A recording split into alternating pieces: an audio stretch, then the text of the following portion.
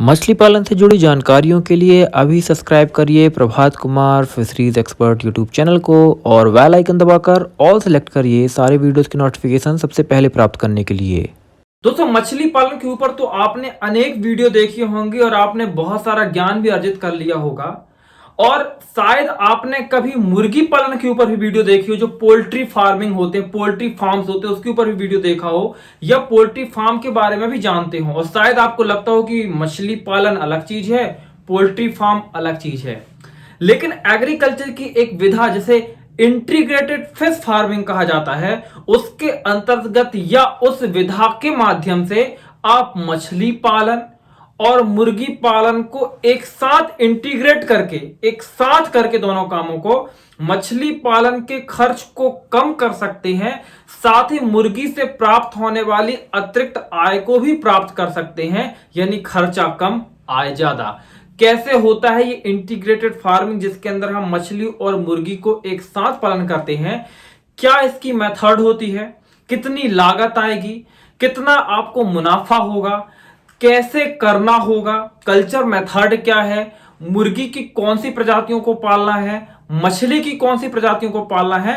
इस संपूर्ण जानकारी को आज मैं आपको देने वाला हूं। तो दोस्तों, यदि आपने वीडियो को अभी तक लाइक नहीं किया है तो वीडियो को लाइक कर दीजिए। साथ ही आपको कमेंट करके यह बताना है कि आप इस वीडियो को हिंदुस्तान या फिर कह दीजिए कि वर्ल्ड के किस कोने से देख रहे हैं। यदि आप हिंदुस्तान यानी भारत के किसी कोने से देख रहे हैं तो अपने राज्य, किस राज्य से आप देख रहे हैं, नीचे कमेंट करके बताइए। यदि आप भारत के बाहर से कहीं देख रहे हैं तो किस देश से देख रहे हैं, नीचे कमेंट करके जरूर बताइएगा। तो चलिए दोस्तों, शुरू करते हैं। दोस्तों, मछली और मुर्गी पालन जो अलग अलग तरह की फार्मिंग्स होती हैं, जब हम दोनों को साथ में मिला देते हैं तो हमारी आय जो होती है वो बढ़ जाती है, साथ ही जो लागत होता है वो कम हो जाता है। लेकिन किस तरीके से ये काम होता है, आखिर क्यों जरूरत आन पड़ी इस चीज की, और इस मेथड के पीछे का साइंस क्या है, क्या बिजनेस पॉइंट ऑफ व्यू से क्या लॉजिक है, चलिए सबसे पहले उसे समझ लेते हैं। दोस्तों, क्या होता है कि जो मुर्गी होती है, मुर्गी की जो विष्ठा होती है, मुर्गी का जो कह सकते हैं कि मल होता है, वो मल और जहां पे मुर्गी रह रही होती है वहां पे उपस्थित जो चीजें होती है उनके साथ मिलके एक तरह की खाद तैयार हो जाती है, जो कि उसमें मछली का कुछ अपचित भोजन भी होता है। और इसको जब हम तालाब में डालते हैं तो पहली चीज तो ये मछली के भोजन के तौर पर काम करती है, और दूसरी बात ये चीज जब डिकम्पोज होती है तो तालाब में जो फर्टिलाइजेशन है वो करती है, जिससे प्लैंक्टॉन्स तैयार होते हैं, और उन प्लैंक्टॉन को अगेन मछलियां खाती हैं, उन प्लैंक्टॉन को मछलियां भोजन के तौर पर इस्तेमाल करती हैं। तो जब ये सारी चीजें तालाब में हो रही होती हैं तो तालाब में फीड का खर्च कम हो जाता है। दूसरी चीज क्या होती है कि जो मुर्गियां होती हैं वो जो बड़ी हो जाती हैं तो वो आपको डायरेक्ट मार्केट के अंदर सेल हो जाती हैं, तो उससे आपको एक बेनिफिट होता है। दूसरी चीज, जो मुर्गियां होती हैं वो प्रतिदिन अंडे भी देती हैं, तो अंडे को बेचकर भी आप दिन प्रतिदिन की आय पैदा कर सकते हैं। और मजे की बात यह है कि जिस अनुपात में आपको मछलियों के साथ मुर्गियों का पालन करना होता है उसके लिए आपको अतिरिक्त से जगह की आवश्यकता नहीं होती, क्योंकि मल्टीपल फार्मिंग करने के लिए, अलग अलग फार्मिंग करने के लिए, क्योंकि देखिए अगर कहीं पे गेहूं का खेत है, उसी गेहूं के खेत में आप धान नहीं लगा सकते हैं, है ना। एक गेहूं के खेत में एक ही चीज लगेगी। लेकिन क्या होगी अगर 1 एकड़ में जहां पे आपने गेहूं लगाया है वहां पे धान भी लग जाए उसी समय में, एक ही समय में, तो ये तो डबल मुनाफा होगा। बिल्कुल यही चीज हो जाता है मछली पालन में कि मुर्गी को पालने के लिए आपको अतिरिक्त जगह की आवश्यकता नहीं पड़ती है। या तो तालाब की मेड़, या तो तालाब के अंदर ही आप एक सेट तैयार करके, वो कैसे होगा मैं आपको बताने वाला हूं, आप मुर्गी को पालन कर सकते हैं। यानी कि अतिरिक्त जगह की आवश्यकता नहीं होती है, बस मुर्गी का सेट यानी मुर्गी का जो घर है उसे तैयार करने के लिए थोड़ी सी पूंजी बस अतिरिक्त तौर पर लगानी पड़ती है, बाकी सारी चीजें स्वतः ही हो जाती हैं। दोस्तों, तो चलिए अब बात करते हैं कल्चर मेथड के बारे में, कि जब आप मुर्गी और मछली को एक साथ पालेंगे तो उसकी कल्चर की मेथड क्या रहने वाली है।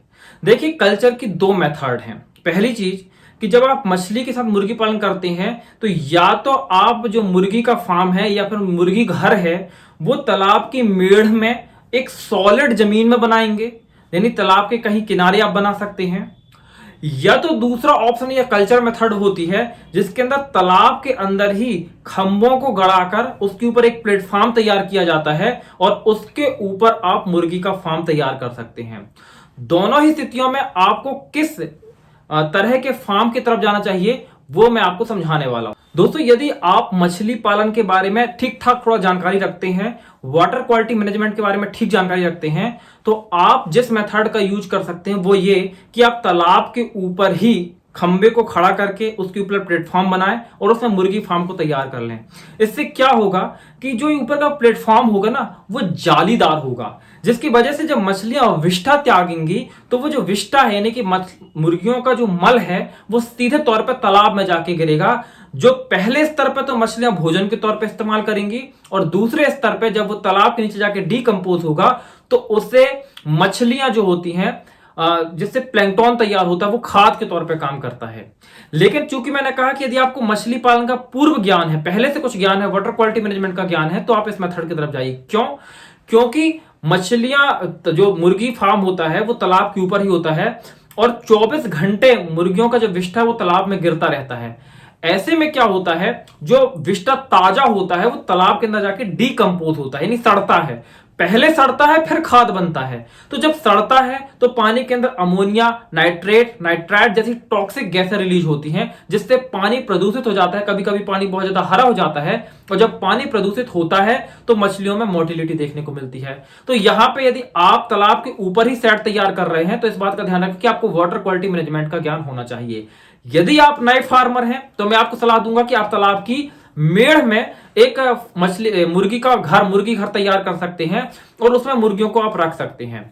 इससे क्या होगा कि देखिए, जब आप मेड़ में तैयार करेंगे ना तो फिर वहां पे आपको नीचे उनका बेस तैयार करना पड़ेगा, क्योंकि नीचे बेस सॉलिड है। तो उसके ऊपर आपको ना जो गेहूं होता है ना, गेहूं का जो भूसा निकलता है, भूसा या फिर जो पैरा निकलता है, जिसको हम प्याली बोलते हैं, जो पैरा या प्याली है, उसे हमको एक लेयर बिछाना होता है। कभी कभी सूखी पत्तियां भी हम उसके ऊपर बिछा देते हैं और उसके ऊपर जो होता है मुर्गियां रहती हैं। अब क्या होता है, विष्ठा वो उसी में त्यागती रहती हैं, तो हम इसको बार बार नहीं निकालते हैं। हम एक साल के दौरान में ये पूरा जो नीचे भूसा जो प्यारा होता है, भूसा होता है, उसके ऊपर मछलियों का जो मल होता है, ये पूरा एक मिक्सअप बनता चला जाता है वहां पे, और इसे साल के अंत में हम निकालते हैं। इसके बाद क्या होता है, हम इसे एक जगह डंप कर देते हैं। तो इससे क्या होता है, वो डीकंपोज तालाब के बाहर ही हो जाता है। और उसके बाद प्रतिदिन लगभग 25 किलो के मात्रा में इस जो हम जिसको लिटर भी बोलते हैं, या भूसा युक्त विष्ठा जिसको कहा जाता है, इसे तालाब में डालते हैं। अब चूंकि पहले ही डीकंपोज हो चुका होता है तो डायरेक्ट तालाब में जाके एक्टिव हो जाता है और वहां पे कोई प्रदूषण नहीं करता है। अब कोई प्रदूषण नहीं करता है तो नए फार्मर परेशान नहीं होंगे, तालाब में वाटर क्वालिटी की बहुत ज्यादा उन्हें चिंता नहीं होगी।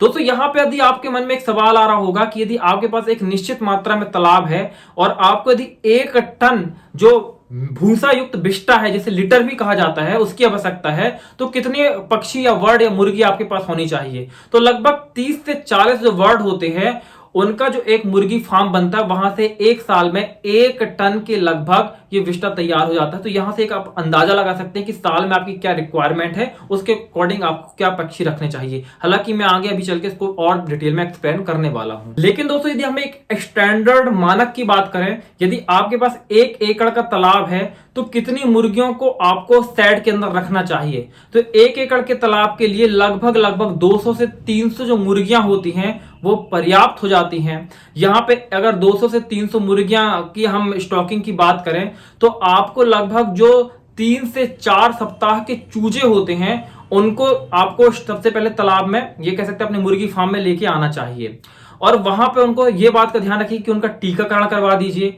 और ये जो बच्चे होते हैं लगभग 20 सप्ताह के बाद में इतने बड़े हो जाते हैं कि ये अंडे देने लगते हैं, और लगभग 18 से 20 महीने तक ये अंडे देते रहते हैं। तो लगभग एक काफी समय हो जाता है। और अगर एक जो बच्चा या चूजा है या एक मुर्गी है, उसके पूरे जीवन काल में वो कितने अंडे देगी? तो लगभग 200 से 250 अंडे वो एक पूरे जीवन काल में, या कह सकते हैं पूरे उसके कल्चर में आपको वो दे देती है। दोस्तों, यहां पे आपके मन में एक सवाल ये भी आ रहा होगा कि कौन सी मुर्गी की प्रजातियों का आपको पालन करना चाहिए, फिश कम जो पोल्ट्री कल्चर उसमें। तो देखिए, जो देसी मछली होती है ना, उसका भी आप पालन कर सकते हैं, कहीं से आपको मिल जाती है। अदरवाइज जो रोड आइलैंड मछली है या व्हाइट लेग हॉर्न प्रजाति है, ये काफी ठीक होती है मछलियों के साथ इसका जो एक साथ पालन करने के लिए। दोस्तों, यदि हम मुर्गी के फीडिंग की बात करें तो नॉर्मल जो आपका मक्का होता है, चावल होता है, अनाज जो टूटी होती हैं, इसके साथ में मिनरल मिक्सचर मिक्स करके इन्हें खिलाया जा सकता है। यदि इनकी फीडिंग की बात करें तो जो आपने शुरू में चूजा लेके आया है 4 सप्ताह करीब का, उसे 20 सप्ताह तक आप उस प्रति चूजे के हिसाब से लगभग 40 से 50 ग्राम फीड आपको उसको खिलाना होता है। वहीं आपका जब बच्चा जो आपका 20 सप्ताह से बड़ा हो जाता है तो उसके बाद आप लगभग 80 से 120 से 130 ग्राम तक आप उसे फीड प्रतिदिन के मात्रा में खिलाते हैं। दोस्तों, तो यहां पे आपको ये तो समझ में आ गया है कि जो मुर्गी है, मुर्गी फार्म है, वो किस तरीके से तैयार होगा, उसमें किस तरीके का आपका पूरा इकोनॉमिक्स रहने वाला है। अब मैं आपको थोड़ा सा तालाब के बारे में बता देता हूं। देखिए, जो मैंने अभी पूरा मुर्गी का आपको स्टैटिक्स बताया है वो लगभग 1 एकड़ तालाब के लिए है। कौन सी मछलियों को आप मुर्गी से मछली जो पालन है उसके साथ में पाल सकते हैं, तो जो नॉर्मल इंडियन मेजर कार्प है, जैसे रोहू, कतला, मृगल जैसी मछलियां, उनका पालन इसके साथ में बेहतर होता है। या अगर आपके पास ये मछलियां उपलब्ध ना हो तो आप पंगेसियस जैसी मछली को भी पाल सकते हैं, उसका पालन भी इसके साथ में सफल होता है। लेकिन यदि हम 1 एकड़ तालाब की बात करें कि 1 एकड़ का आपका तालाब है तो लगभग उसमें 4000 के करीब आपको फिंगरलिंग साइज की मछलियों को स्टॉक करना चाहिए, जो कि आपको साल में लगभग 3 टन के लगभग उत्पादन दे देगा। यहां पे उत्पादन नॉर्मल से थोड़ा कम है। क्यों? क्योंकि यहां पे आप फीड केवल मुर्गियों को करा रहे हैं, मछलियों को किसी तरह का फीड नहीं कराना है। और पूर्ण रूप से जो आपका नेचुरल फीड फाइटोप्लैंक्टन, जूप्लैंक्टन है और जो मुर्गी की विष्ठा है उस पर ही निर्भर रहने वाला है। यहाँ पे 1 एकड़ के तालाब में पानी की जो गहराई है लगभग 5 से 6 फीट साल भर आपको बरकरार रखनी है। इसके लिए आप तालाब की गहराई जो है लगभग 8 फीट रख सकते हैं। यहाँ पे एक चीज और भी आपको ध्यान रखनी है कि यदि आपका जो मुर्गी का फार्म तालाब के ऊपर ही है, प्लेटफॉर्म बना के तैयार किया गया है, तो वाटर क्वालिटी कभी कभी बहुत ज्यादा रिड्यूस हो जाती है, क्योंकि कुछ ज्यादा मात्रा में विष्ठा तालाब के अंदर जाने की वजह से पानी के अंदर सड़न पैदा हो जाती है, जिससे पानी की क्वालिटी रिड्यूस हो जाती है। इसके लिए प्रॉपर मात्रा में तालाब के अंदर पोटेशियम परमैंगनेट नाम की दवा का छिड़काव करते रहना चाहिए। यहाँ पे एक तीसरी चीज और है कि चूंकि जो ओपन प्लेटफॉर्म वाला आपका जो कह सकते हैं तालाब के अंदर ही प्लेटफॉर्म बना के जिसमें मुर्गी पालन करते हैं, वो नीचे से पूरी जालीदार होता है, खुला हुआ होता है। तो ठंड के मौसम पे आपको विशेष ध्यान रखना होता है। साथ ही गर्मियों के मौसम में भी आपको ध्यान रखना होता है कि तापमान ज्यादा ना बढ़े, वरना मुर्गियों की एफिशिएंसी प्रभावित होती है, मुर्गियों में बीमारियां लगती हैं। मैं आपको एक चीज बता दूं कि मुर्गियों में मछलियों की अपेक्षा कहीं ज्यादा बीमारी लगती है, इसलिए मछलियों की जितनी आप केयर करेंगे इस कल्चर में, मुर्गियों की आपको उससे ज्यादा केयर करना होगा। समय समय पे उनका टीकाकरण करवाना होगा। साथ ही कल्चर के अकॉर्डिंग आपको साफ सफाई और टेम्परेचर और ह्यूमिडिटी का भी ध्यान रखना होगा, तभी मछलियां प्रॉपर तरीके से अंडे देंगी और प्रॉपर तरीके से ग्रोथ कर पाएंगी। अब दोस्तों, इस कल्चर में यदि मैं उत्पादन की बात करूं तो लगभग अगर आप 1 एकड़ का आपका फार्म है और साथ में उसमें मेढ़े भी हैं, तो मेढ़ में आप या तो मुर्गी फार्म बना लेंगे या तालाब के अंदर ही बनाएंगे, यानी कि पूरा कल्चर 1 एकड़ करीब में ही हो रहा है। तो चूंकि यहाँ पे आप किसी तरह का फीड मछलियों को नहीं खिलाने वाले हैं, फिर भी 3000 किलो के लगभग आपकी मछलियां पैदा हो जाएंगी। यदि होलसेल की रेट की बात करें तो 100 रुपए किलो तो आपको मिनिमम इंडिया के किसी कोने पे मिल ही जाता है। ऐसे में 3 लाख रुपए की आपकी मछली ही तैयार हो जाती है। वहीं मुर्गी की बात करें तो लगभग 200 से 300 किलो आपको मुर्गी तैयार हो जाएगी। प्लस प्रति मुर्गी जो है, यदि आप 200 से 250 या 300 मुर्गियों को आप 1 एकड़ तालाब के लिए रख रहे हैं, तो हर मुर्गी लगभग अपने पूरे एक कल्चर पीरियड में 200 से आपको एक वर्ष जो होता है, जैसे अंडा देना शुरू करती है, उसके बाद 1 साल के दौरान में एक मुर्गी 1 से 5 अंडे प्रतिदिन देती है। फिर भी अगर आप एक क्वेश्चन लगाएं तो 250 अंडे आपको एक मुर्गी दे देती है। दोस्तों, इस हिसाब से लगभग पूरे साल या 18 माह के दौरान में, क्योंकि मुर्गी क्या है लंबे समय तक आपके फार्म पे रहेगी, मछली तो 1 साल में निकलकर चली जाएगी और नया स्टॉक आ जाएगा। तो मुर्गी यदि देखें तो 18 महीने में लगभग आपको 40 से 50 हजार अंडे आपको इन मुर्गियों से प्राप्त हो जाते हैं। तो इस हिसाब से दोस्तों, यदि आप एक अंदाज लगाएं तो एक मुर्गी का अंडा जो 5 रुपए का एक आप बाजार में बेच सकते हैं, यदि 50,000 अंडे आपको साल भर के दौरान में मिलते हैं तो वो लगभग आपके 2.5 लाख रुपए के अंडे हो जाते हैं। साथ ही साथ दोस्तों, यहाँ पे यदि आप मुर्गी की बात करें तो आपकी 50 से 60 हजार रुपए की तो मुर्गी ही सेल हो जाएगी। साथ में अगर आप मछली का मिनिमम रेट भी लेके चलें तो लगभग 3 लाख रुपए की आपकी मुर्गी सेल हो जाती है। लगभग आपका जो टोटल अगर आप एक मिनिमम कह सकते हैं जो प्रोडक्शन है या मिनिमम जो आखिरी में आउटकम की बात करें तो 6 लाख रुपए तक आपको देखने को मिल जाता है। वहीं यदि हम इसको मैक्सिमम की बात करें तो वो आपका 8 से 12 लाख तक पहुंच जाता है। यानी आप एक मैक्सिमम की रेंज मान के चले तो 10 लाख रुपए और मिनिमम की रेंज मान के चले तो यहां पे आपका जो 6 लाख रुपए तक है उसके बीच में आपका जो रेवेन्यू है वो देखने को मिलता है। दोस्तों यदि हम इसके खर्च की बात करें कि आपके साल भर के दौरान में कितना खर्च हो जाता है, चूंकि आपको मछलियों को कोई फीड नहीं खिलाना पड़ता, केवल मुर्गियों को फीड खिलाना पड़ता है, तो आपका जो एक्सपेंस है, जो आपका खर्च है वो काफी हद तक कम हो जाता है। फिर भी आप एक मैक्सिमम, क्योंकि जब भी मैं किसी भी बिजनेस की बात करता हूं तो मैं कहता हूं कि आप हमेशा जो आउटकम है, जो इनकम है, जो आपका रेवेन्यू है उसे मिनिमम हमेशा कैलकुलेट करिए। जहां पे 10 रुपए मुनाफा होने वाला है वहां पे हमेशा 6 का आकलन करिए। लेकिन जो आपका खर्च है, जहां पे आपका 1 रुपए खर्च होने वाला है वहां पे 2 रुपए काउंट करिए, ताकि एट द एंड आपका फाइनेंस कभी ना बिगड़े। क्योंकि लोग खर्च को कम कर लेते हैं जब आंकड़न लगाते हैं और मुनाफे को हमेशा बढ़ाकर तौलते हैं, लेकिन बीच में इसकी वजह से फाइनेंस बिगड़ जाता है। तो यहां पे आपको क्या ध्यान रखना है कि अगर मैं बात करूं कि मैक्सिमम कितना खर्च आपका हो जाएगा, क्योंकि देखिए दाना कई जगह फार्मर खुद भी तैयार कर लेता है, कई जगह फैक्ट्रियों से जो फॉर्मुलेटेड फीड होता है उसे खरीदता है। तो आपके लिए दाना कहां से किस रेट में मिल रहा है इसके अकॉर्डिंग दाने की कीमत निर्भर करती है। फिर भी यदि मैं एक स्टैंडर्ड की बात करूं तो लगभग आपका 2 लाख रुपए इस 1 एकड़ के दौरान इस इंटीग्रेटेड फार्मिंग में खर्च हो जाएगा। वहीं यदि आपकी इनकम मिनिमम बात के चले 6 लाख रुपए, तो लगभग 4 लाख रुपए के लगभग आपका शुद्ध मुनाफा इस कल्चर में देखने को मिल सकता है, जो कि बढ़ के 4 लाख से 7 लाख तक भी पहुंच सकता है। ये डिपेंड करता है आपके एक्सपीरियंस के ऊपर और आप कितना अच्छा कल्चर कर रहे हैं साल के दौरान में।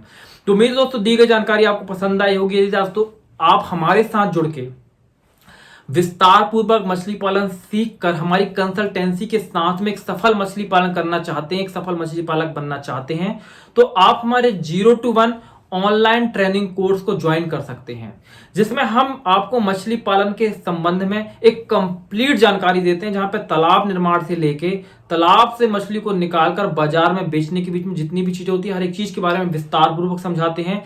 साथ ही जरूरत पड़ने पर आपको हम सपोर्ट भी उपलब्ध कराते हैं। यदि इस 0 to 1 कोर्स की बात की जाए तो आज के समय पर हजारों की संख्या में फार्मर्स जो हैं इस कोर्स को लेने के बाद सफल मछली पालक बन चुके हैं। साथ ही यदि आप एक पर्सनलाइज 1 to 1 कंसल्टेंसी लेना चाहते हैं तो आप हमारे व्हाट्सएप नंबर 8815756881 पर संपर्क कर सकते हैं।